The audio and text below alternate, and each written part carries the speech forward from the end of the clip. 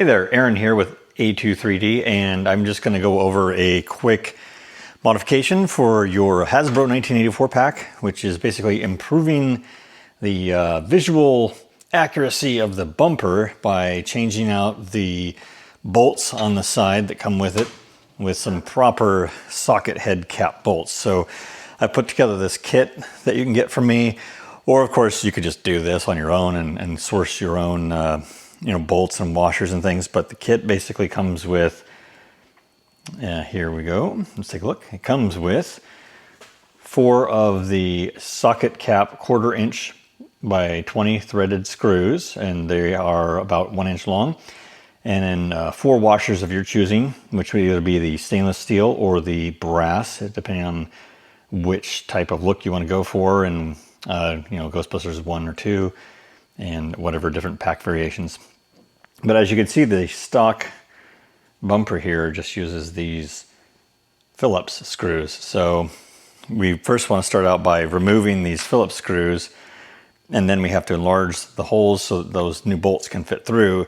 And the bumper has a bracket that basically the bolts go into, and this is the piece that slides into the pack and holds it in place along with the shock mount. So obviously the first step is taking this off your pack, and I'm assuming that you know how to do that, which is just unscrewing the shock mount, pulling it out, and then just yanking this whole bumper assembly off. And all right, so let's just start out by, we will just go ahead and remove these screws, and they come out pretty simple.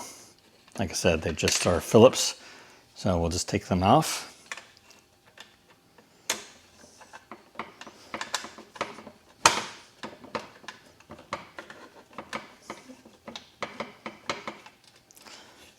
All right, and as you can see, the stock bracket, it's got smaller holes that are meant to fit those smaller bolts, and so you could try and drill these out and fit these 1/4 inch bolts in, but as you can see, that you would probably not get very far. There would be hardly any plastic left if you didn't destroy it completely. So I didn't want to mess with that, and I didn't want to ruin these factory ones. I want to be able to revert things if I can for some reason. And so I designed some new mounts that come with this kit.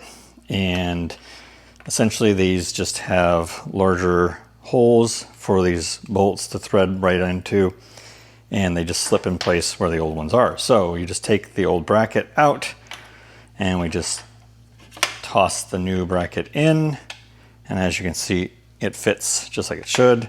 Now you would need to be able to put the bolt through. So this next step is drilling your bumper. And what we're going to do is we're going to take the bumper, and I'm going to throw it in a bench vise because that is a lot easier for me to deal with. And I won't ruin anything. And essentially you only just need to really go through just the very top of this plastic, so maybe 1/8 of an inch, because the actual hole in the backside is wide enough for a 1/4 inch bolt to pass through. So that's exactly what we do. You just take your favorite power drill with a 1/4 inch drill bit and just kind of center that bit up nicely. And then as you can see, it barely goes in, and I actually just do it in reverse a little bit. And kind of, I let it spin a little bit and kind of deburr it a tiny bit. And then just do the second one.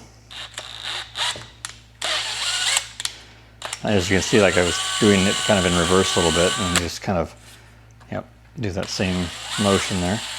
And I'm just going to kind of widen it a tiny bit there.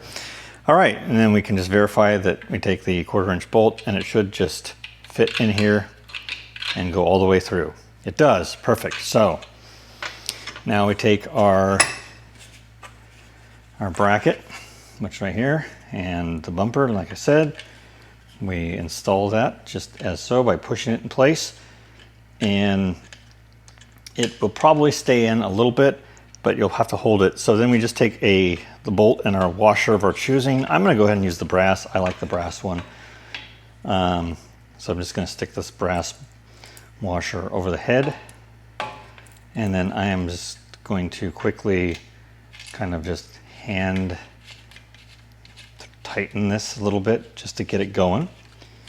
because I want to keep the alignment on this straight as possible. So you can see that I'm just kind of tightening it down by hand. And now that's kind of holding in place. So, all right. So now we can start the other side. So I'm gonna chuck this back up. Let's come on up top and take a look from the downward angle. And we will go ahead and just chuck this guy up and do the same with the other side. Just kind of hand tighten it to get it going. And then we take a hex wrench here, which this is actually a 4.5 millimeter hex wrench, which I will work in these bolts, but I believe it's like a 5/16 or no, it's not 5/16. It's a different size. I'm not sure off the top of my head, but these work, and we're just gonna hand tighten it until it's snug. Not over tighten it because you don't want to crack the 3D printed plastic. Don't want to crack your bumper or anything like that. So just again, and you don't, the way you'll deform the plastic or break things, and that's obviously not the goal of this project. So, all right, now you can see those are nice and snug, and we can kind of just wiggle this a little bit. Again, don't torque it too much because 3D printed parts break on layer lines, which go across this way. But as you can see, this looks so much better than it did before. And we just do the same exact thing on the other side. Now, the other thing I wanted to show off, because I actually already did this on the other side, is I want to show off that here's the original bracket for that side. You can put the original bracket right back in, and those 1/4 inch holes, yes, they're larger, but if you insert the original screw, you can see that it covers up that hole, so it's basically revertible to factory.